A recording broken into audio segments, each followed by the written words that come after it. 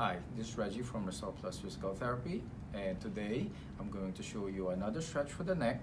This one is, it can be applied to a lot of the patients because most of the people will have a lot of tightness here in the back of the, the back of the neck area in the upper part here of the back, okay? Sometimes you can even see that it's bulking, like bunching up. So that means that you have a lot of spasm there. When we have a lot of stress or we have a lot of stiffness, you see that a lot in people, and that can become a cause of pain. Now I'm going to show you how to do a simple stretch for that. How you would want to do is put your hand back of the head, make sure you're rotating or looking diagonally to one side. The other hand, I want you to put it maybe under your leg, or you can hold on to your chair, or in this case I'm sitting on a treatment table.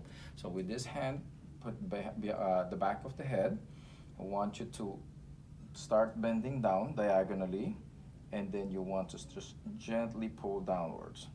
So it's like one of the tips I give to the patients: imagine you're looking at your armpit, okay? Or what I tell patients is just smell your armpit stretch. So that way they won't get confused, and some people, they kind of like do different stuff here. So what you will feel is some stretch in this back part of the neck and also in the upper part of the shoulder here. So here's what I want you to do. Hold it for 20 to 30 seconds. Then you relax. You do it 3 times to one side, and then you do the reverse side. And same thing. Make sure, one very common mistake here is when people do this stretch, they start bending down and then going like this. Make sure you keep your chest out, keep your back straight.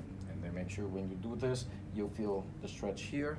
If you feel more pain, make sure you stop and let us know. All right, and that's our tip of the day.